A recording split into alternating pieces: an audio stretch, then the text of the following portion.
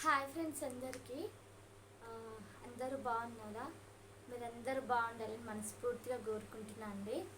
So ఆ, ఈ video చేయడానికి కారణం ఏంటంటే ఆ, ఒక 1 వీక్ నుండి చెయ్యి నొస్తుంది అని చాలా సఫర్ అవుతుండు మా హస్బెండు. అయితే మామూలుగా ఏంటోలే అనుకున్నాము, కానీ మొన్న ఒక రోజు ఇంకా నా బలవంతంతోనే హాస్పిటల్కి అయితే వెళ్ళిండండి.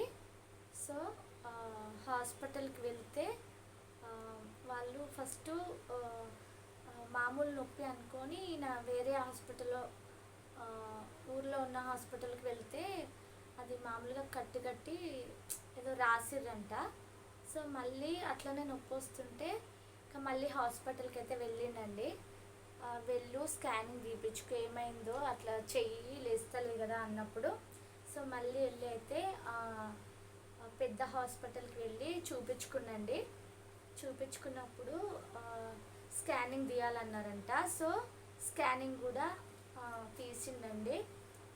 స్కానింగ్ తీసినప్పుడు ఇదే అండి స్కానింగు. ఎక్స్రే తీసిరంట. ఇందులో అయితే డాక్టర్స్కి అర్థమవుతాయి, మనకైతే ఏం అర్థం కాదు.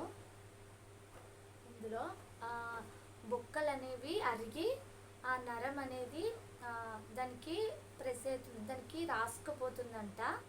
సో అందుకోసమని ఆ చెయ్యి అసలు ఇట్లా లెగడానికి రావట్లేదు అనమాట. ఈ చెయ్యి ఇట్లా లెగడం లేదు. సో చాలా బాధపడుతున్నాడు. సో ఇంకా ఈ స్కానింగ్ తీసిన తర్వాత డాక్టర్కి చూపించిన తర్వాత స్పెషల్ డాక్టర్ వస్తారు నరాల కోసం అని చెప్పారంట.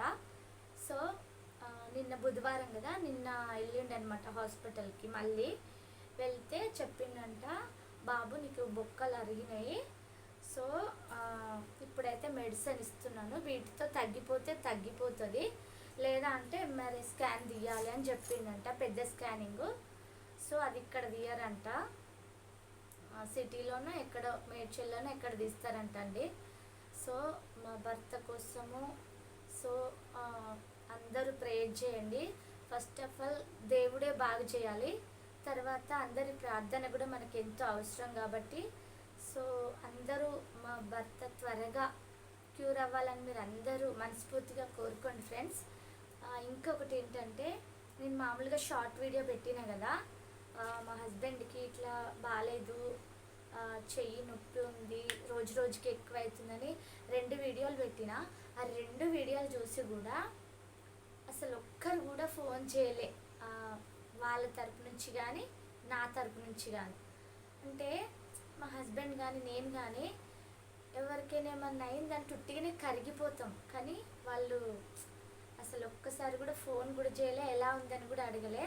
అయితే సేవకులు కానీ కొంతమంది తెలిసిన వాళ్ళు కానీ ఫోన్ చేసి అడిగిర్రు, కానీ మామూలుగా అయితే అసలు బాధలో ఉన్నప్పుడు పలకరించని